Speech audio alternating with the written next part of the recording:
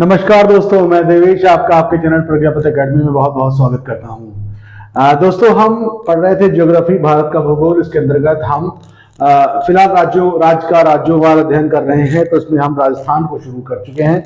इसमें हमने आपका भौतिक विभाजन बताया था कि मरुभूमि, अरावली का क्षेत्र, फिर पूर्वी मैदान और हड़ौती का पठार। इसमें जनरली हमने दो चीजें पढ़ ली हैं, मरुभूमि वाला क्षेत्र और अरावली की पहाड़ियां। अरावली की पहाड़ियां पढ़ाते वक्त कुछ झीलें बताना रह गई थी, क्योंकि काफी लंबा वीडियो बन रहा था। तो अरावली की अभी झीलें और इत्यादि चीजें हमें बतानी है।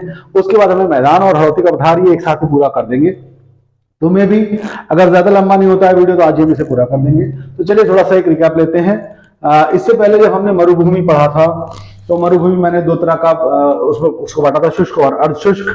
शुष्क और अर्धशुष्क में अर्धशुष्क भाग यानी कि जो जहां थोड़ी बहुत बारिश हो जाती है, यानी 0 से 25 यहां, यानी कि बिल्कुल रेगिस्तानी एरिया में। उसके बाद जो थोड़ा बहुत किनारे की पट्टी ये एरिया पड़ता है, उसको बोलते हैं अर्धशुष्क एरिया। ठीक है। उसके अंतर्गत मैंने आपको जो है शेखावटी और ये सब चीज, नागौरी क्षेत्र और इधर का क्षेत्र लोनी वाला आपको बताया था। फिर मैं आपको बताया मैंने कि अर्धशुष्क क्षेत्र में ये मैंने बता ही दिया। फिर मैंने कहा था शुष्क क्षेत्र में दो भाग होते हैं। एक आपका एक ट्रायंगुलर क्षेत्र बनता है, ठीक है। यहाँ पर आपका जहां पर ये बीकानेर और जोधपुर का बीच का एरिया है, यहां पर हमारा एक अर्धशुष्क क्षेत्र बनता है। वहां पर टीले नहीं बनते हैं, बाकी जो पर टीले बनते हैं। टीलों के प्रकार के बारे में मैंने आपको बताया। फिर जब हमने अरावली की पहाड़ियों का क्षेत्र शुरू किया, तो उसमें मैंने आपको बताया कि उत्तर तरफ से अरावली पहाड़ियां ऐसे चलती, बीच में जुड़ती हैं, फिर अलग ऐसे करके बनती हैं। ऊपर की तरफ, इधर तरफ अलवर का क्षेत्र, इधर तरफ सीकर और झुंझुनू का क्षेत्र। सीकर और झुंझुनू क्षेत्र में चार पहाड़ियां मैंने बताई, रघुनाथगढ़ की, हर्षनाथ की, तोरावती, मालखेत की पहाड़ी, जिसमें रघुनाथगढ़ की पहाड़ी सबसे ऊंची बताई, 1055 मीटर ऊंची। फिर इधर तरफ जाते हैं, यानी कि आपका अलवर का क्षेत्र, उसमें दो मेन पहाड़ियां बताई, उदयनाथ की पहाड़ियां और कंकनवती का पठार।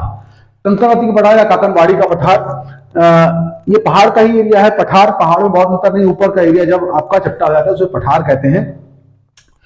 फिर हम जयपुर आ गए। जयपुर में उस तरफ, उस कोने पर, अलवर और जयपुर के सीमा पर बैराट की पहाड़ियां हैं। बैराट की पहाड़ियां, वहां पर बीजक की पहाड़ियां, गोल मंदिर की पहाड़ियां भी हैं। ठीक। फिर हम आ जाते हैं यहां पर जयपुर के आसपास में आपका मैंने यही बैराट की पहाड़ियां बताई थी। उसके और आगे आते हैं, जयपुर में जो है कैसी ब्राउन कलर की मिट्टी मिलने लग जाती है। और उसके बाद हम अजमेर आ जाते हैं।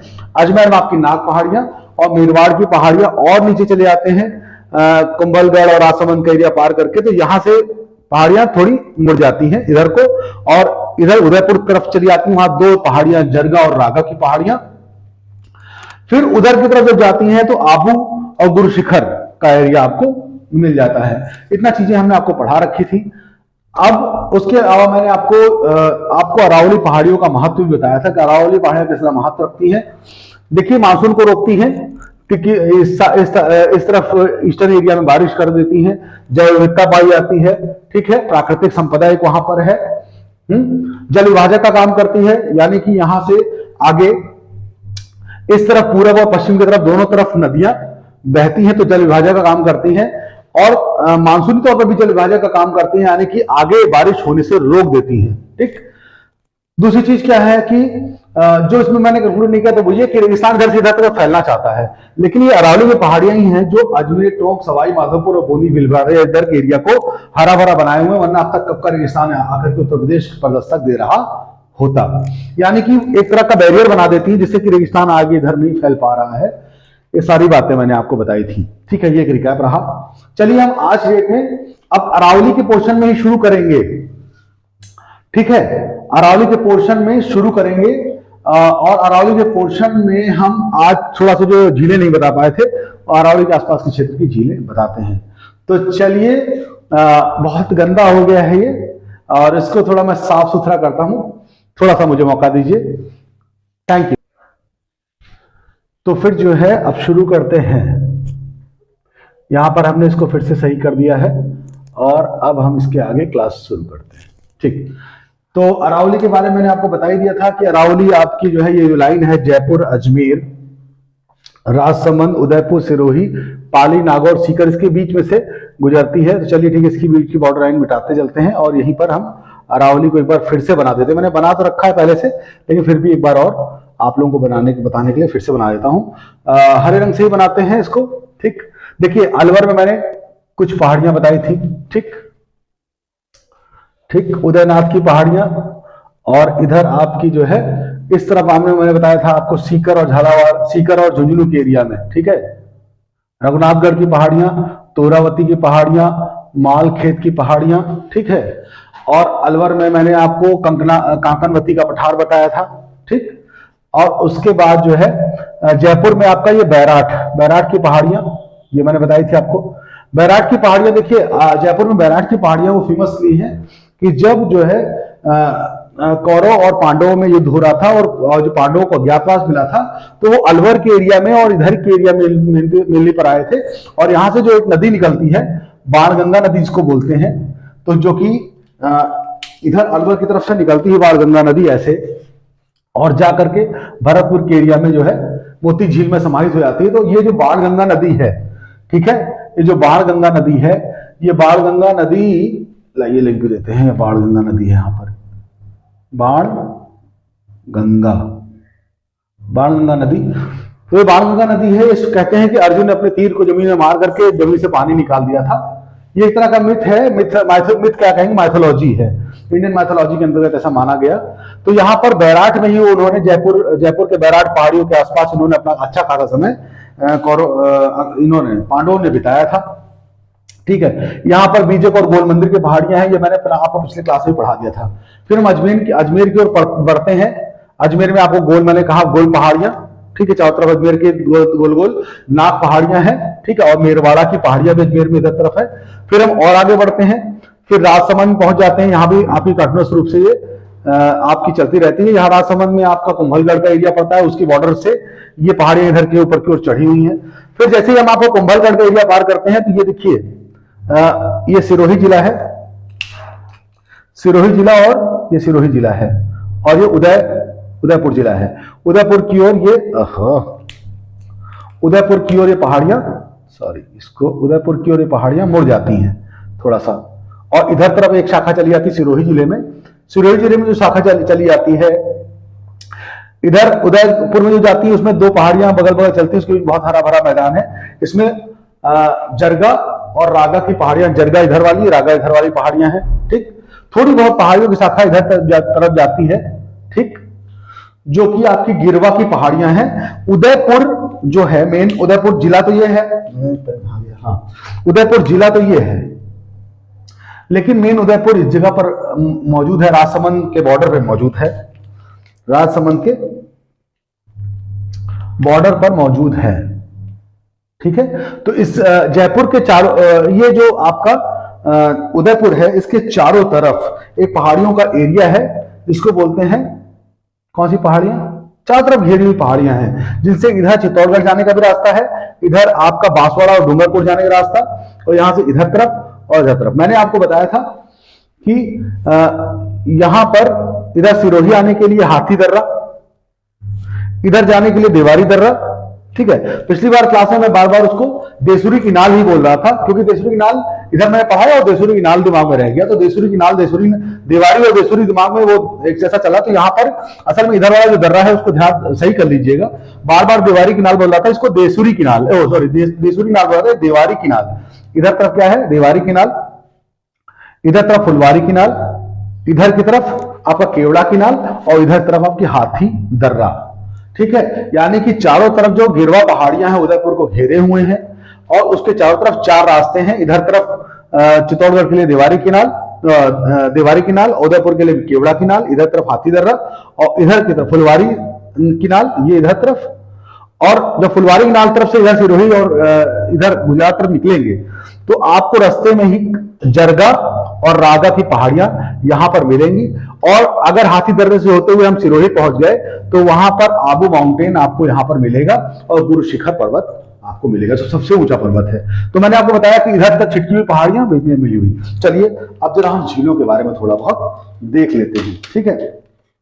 मैंने आपको पहले ही बताया था कि यहां पर हनुमानगढ़ में ताल चापर या दूसरी होती है, ठीक है, इसी नीले पेन से बताते हैं, ठीक है। और चुरू, यहां झुंझुनू के आसपास यहां पर एक कछौर लेक, कछौर लेक पाई जाती है। बीकानेर में बीकानेर में आपकी एक लूनकसर। फिर यहां पर आपको जैसलमेर, और जो यहां पे जोधपुर के पास में, जोधपुर के इस तरफ एरिया में फलौदी लेक। उसके बाद जैसलमेर में एक पोखरन लेक, ठीक। और एक मिनट, बाड़मेर का जो एरिया है, इधर आपका एक लेक पचपदरा लेक बताई थी, पचपदरा। देखिए ये मैंने आपको लेक फिर से लिख ली है जनरली, ताकि आपको, और यहां पर आपको एक डीडवाना, नागौर में एक डीडवाना और डीडवाना लेक हो जाती है। और एक लेक बहुत फेमस सांभर। बस चलिए इतनी लेक्स जो हैं वो बहुत इंपॉर्टेंट थी। अब ये पहाड़ियां हैं आपकी। अब इन पहाड़ियों के साथ साथ कुछ झीलें चल रही हैं जिनको मैं आपको बताना शुरू करता हूं। देखिए जब आप जयपुर पहुंचते हैं, ठीक है, जयपुर में आपकी यहां पर एक बहुत फेमस लेक है, उसको बोलेंगे मानसर लेक। कौन सी? मानसर। कौन सी लेक है? मानसर। किसने बनाई जान सकते हैं? राजा मानसिंह। राजा मानसिंह द्वारा बनाई गई मानसर लेक है। इसी मानसर लेक के अंदर ही आपका क्या मिलता है? जल महल। क्या? जल महल। तो ठीक है, जल महल एक बहुत खूबसूरत सा महल है, जो कि आपका जयपुर जब आप जाएंगे तो जयपुर के उत्तर दक्षिण साइड पूरा जयपुर में बसावट है, पूरा कॉलोनी बसी हुई है। आप यहां आएंगे और वहां जाएंगे, उसमें आपको जमीन आसमान का अंतर नजर आएगा। आपको कहां पहुंच गए? भीड़ भाड़ के एरिया में, जयपुर के एरिया में। और जैसे आप उत्तर जाते हैं आपको लगेगा वाह पहाड़ी एरिया आ गया, खूबसूरत पहाड़ियों के बीच में बसा हुआ इधर का जो आपका मानसर लेक है। और इधर से मानसर से इधर जब जाएंगे छोटा सा एक और लेक पड़ती है, उसको बोले हनुमानसर लेक। वहां एक हनुमान जी का मंदिर भी है। तो मानसर और हनुमानसर, तो ऐसे मान चलिए कि हनुमानसर, तो मानसर और हनुमानसर दो लेक आपकी यहां पर फेमस हैं। फिर उसके बाद आप जानते हैं, उसके आगे जब चलेंगे, देखिए मैंने आपको पहाड़ी बारे में पूरा बता दिया था, थोड़ा सा मैं आगे अजमेर जब पहुंचेंगे तो आप बहुत समझ के चलिए कि अजमेर को चारों तरफ नाग पहाड़ियां घेरे हुए हैं। इन्हीं नाग पहाड़ियों से आपकी इधर की तरफ को एक नदी निकलती है, लूनी नदी। वो मैंने बताया भी था, लूनी नदी जोधपुर के दक्षिण से होते हुए, ठीक है, इधर से होते हुए जो आगे चली जाती है, ठीक। तो अब बाद में कच्छ के रण में ये गायब हो जाती है। तो लूनी नदी कहां से निकली? नाग पहाड़ियों से निकली हुई है, नाग पहाड़ियों से। अब यहां पर जो नाग पहाड़ियां हैं, उस नाग पहाड़ी का जो ये वाला हिस्सा है, जो मेन आपका क्या बोलेंगे उसको, अरावली का जो एरिया चला आ रहा है, उस अरावली के एरिया में इधर थोड़ा सा एक पहाड़ी पतली सी ऐसे करके है, ठीक है। अब अजमेर में एक अजमेर का मेन एरिया इधर हो गया जहां अजमेर बसा हुआ है। इस पहाड़ी को पार करके उधर जाएंगे तो आपको यहां पर एक तालाब और मिलेगा, बहुत खूबसूरत, ठीक है। और इस तरफ अजमेर के इस तरफ जो है एक बहुत बड़ी लेक मिलती है, उसको बोलते हैं आना सागर लेक। अब इसको क्या बोलेंगे? आना सागर लेक। आना सागर लेक, ठीक है। और जो पहाड़ियों की इस तरफ अगर उधर जाएंगे, मतलब 10-15 किलोमीटर 20 किलोमीटर उधर पहाड़ी पार करके, ये दर्रा है बड़ दर्रा, उसको पार करेंगे और उधर पहुंचेंगे तो वहां पर एक लेक मिलेगी, ठीक है। उसका नाम है पुष्कर ताल। क्या? पुष्कर।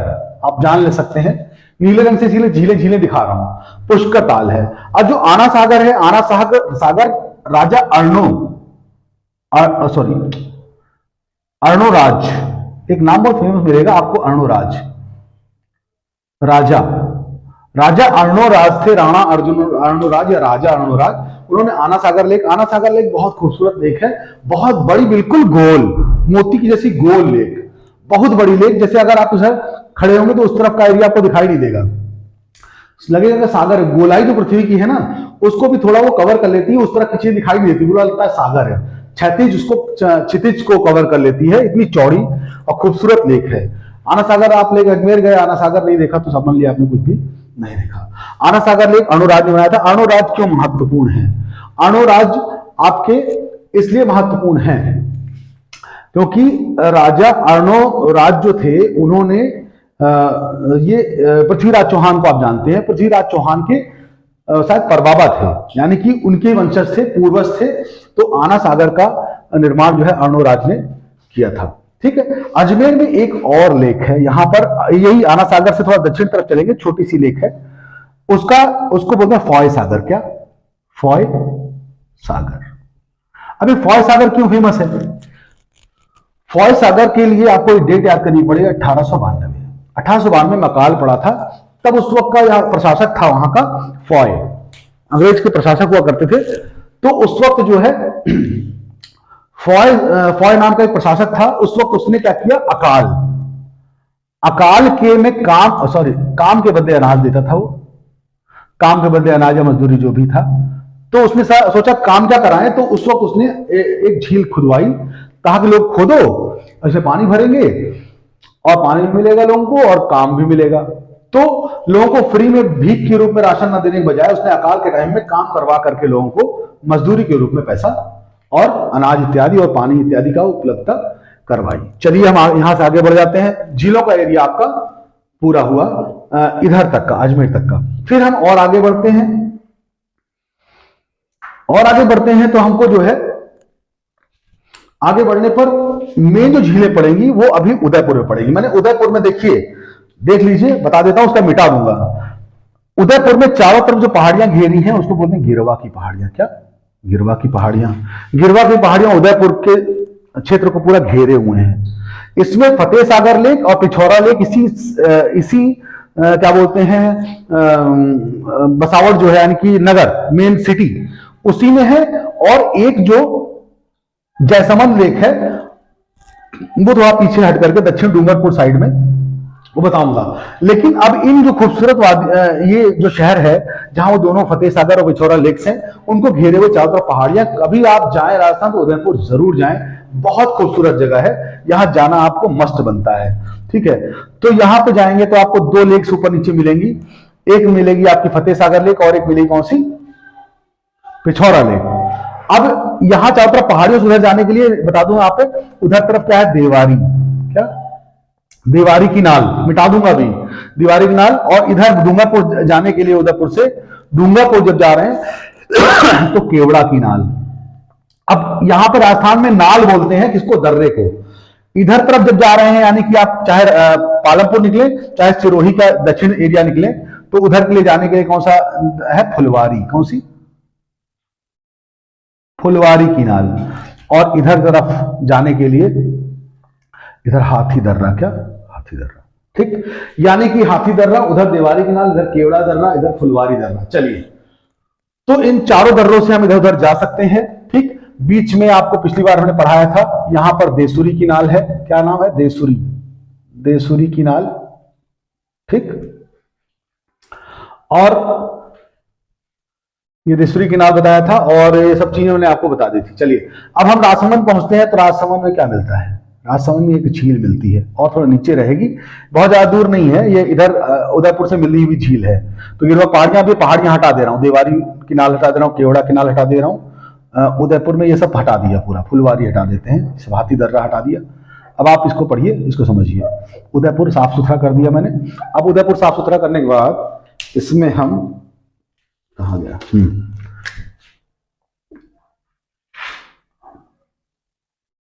ये उदयपुर हो गया। ठीक, मेन उदयपुर की बसावट यहां पर है। ठीक, अब इसके चारों तरफ पहाड़ियां हैं। अब यहां पर हम बताएंगे आपको दो झीलें, एक झील यहां पर और एक झील यहां पर। इस झील का नाम क्या है? एक झील ये है, देखिए। अब यहां पर जो झील है, सबसे ऊपर वाली जो झील है उसको बोलते हैं उदय सागर, फतेह सागर। क्या? फतेह सागर। और नीचे वाली झील का नाम है, क्या आप बोले इसको, इसका नाम है पिछौरा।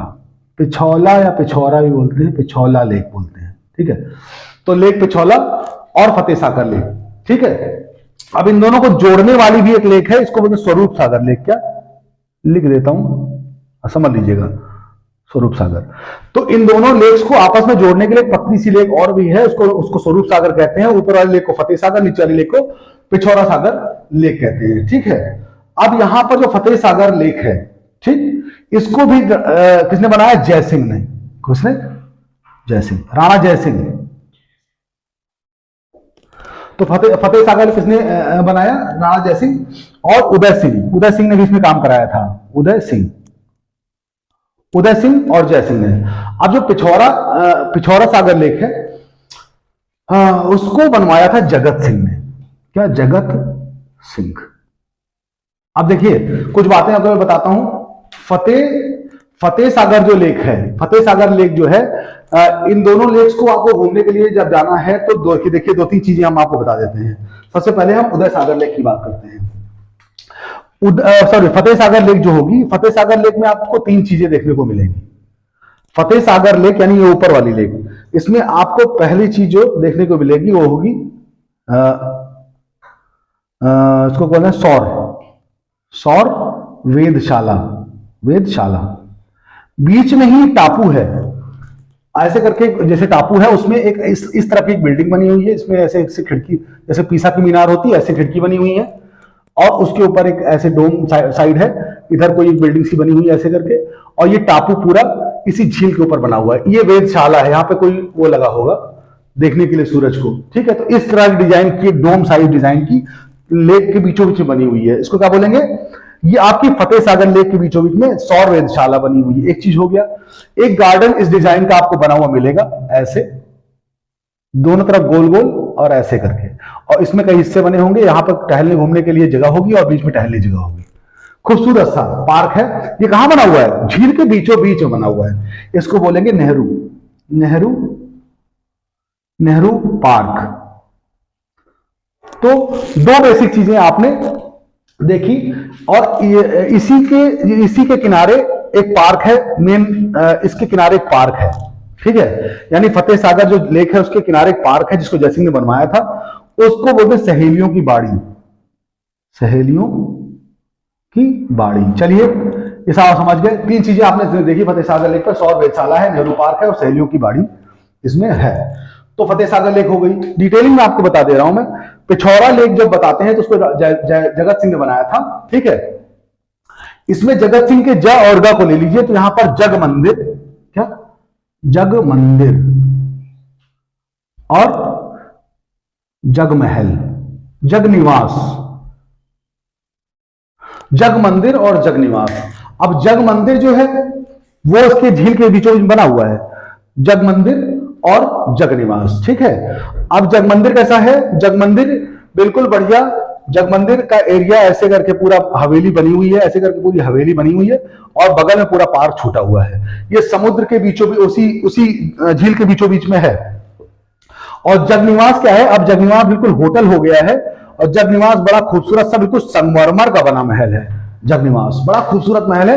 अब तो वो केवल होटल्स के रूप में इस्तेमाल किया जाता है। बड़ा खूबसूरत सा महल है, पूरा संगमरमर का बना हुआ है, ठीक है। तो जग मंदिर और जग निवास वो जगह हैं जहां पर आप जा सकते हैं, घूम सकते हैं, टहल सकते हैं। और यहीं पर एक और चीज है, नटनी का चबूतरा। नटनी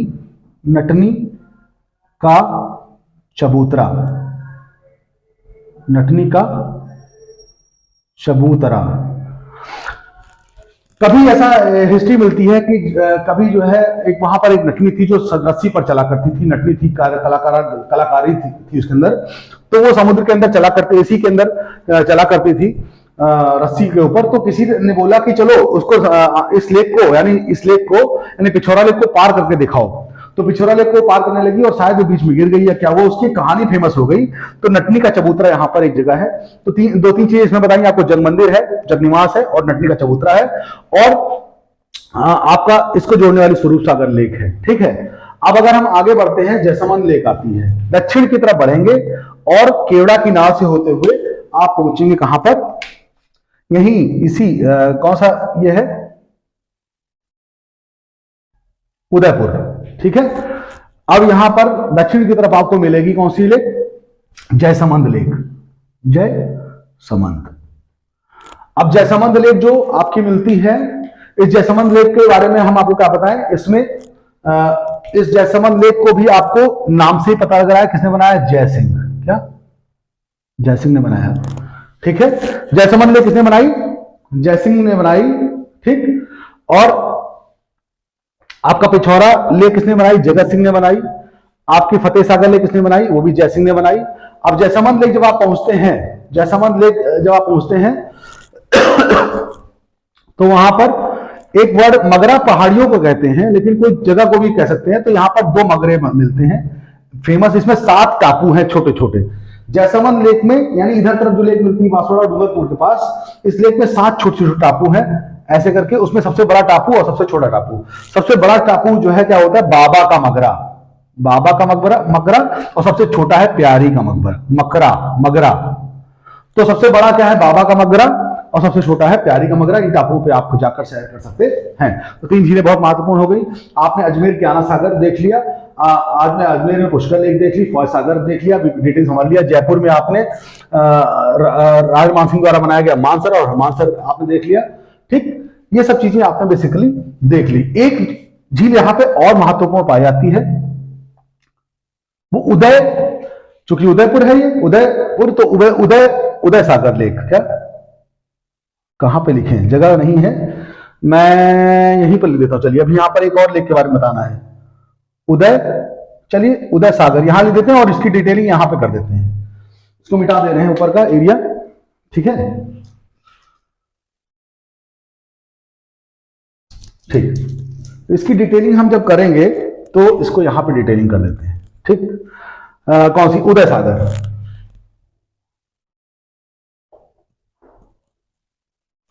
उदय सागर लेक क्या है? जब आप उदय सागर लेक के बारे में अगर हम बात करें तो जब आप,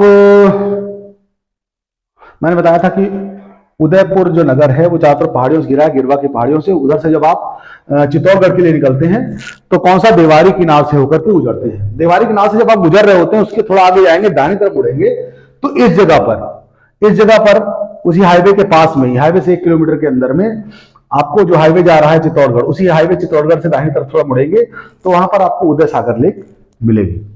उदय सागर लेक, उदय सिंह, जाहिर सी बात है, उदय सिंह सुनने में ही लग रहा है। उदय सागर किसने बनाया? उदय सिंह, राणा उदय सिंह ने बनाया, राणा उदय सिंह ने बनाया। इसके बारे में बस मेन बात यह है कि यहां से एक बेड़च नदी निकलती है, यहां से बेड़च नदी निकलती है और आते हुए उसका नाम होता है आयर नदी। आयर नदी आती है और बेड़च नदी के रूप में से यहां से निकलती है। तो ज्यादा इसमें बहुत कुछ इसमें कोई लेक में कुछ खास नहीं है, लेकिन उदय सागर लेक देखने में बहुत खूबसूरत लेक है। और बस इतनी चीजें इसमें है, राणा उदय सिंह ने बनाया था। इसमें बेड़च नदी निकलती है और आयर नदी इसमें शामिल होती है। और एक महत्वपूर्ण बात जो बताएंगे, जयसमंद लेक जो पहाड़ थे साउथ साइड में, वो एशिया के सबसे अच्छा एक इंपॉर्टेंट बात और भी है। इससे पहले तालचापा, लूनकसर, पोखरण, फलोदी, पचपदरा और Sambhar lake, Didwana lake, Kachhor lake, Tal Chhapar lake, ये जितनी लेकें हमने इससे पहले पढ़ी थी वो ज्यादातर खारे पानी की लेक है। खारे पानी की लेक आपको जनरली वहां मिलेगी जहां पर क्या होगा? डेजर्ट एरिया होगा। डेजर्ट एरिया इसलिए मिलेगा क्योंकि नदियां पैदा हुई, तेजी से बारिश मान लो हो गई तो नदियां हुई, और उसके बाद नदियों का पानी सूख गया तो सॉल्ट बचा। हर साल सॉल्ट बच रहा है, हर साल सॉल्ट बच रहा है, तो सॉल्ट की वजह से पूरा सॉल्टी पानी मिलता है। लेकिन यहां पर चूंकि नदियां थोड़ा इस तरह बारिश भी होती है और साथ में इसमें फ्लो है कुछ नदियों का, जैसे कि आपकी अजमेर जो है, ठीक है, वहां पर अजमेर के एरिया में अगर राजसमंद के यहां पहुंच जाते हैं तो यहां पर जगह पड़ती खमनौर। क्या? सॉरी, खमनौर। अरे साफ साफ लिख लो चाचा।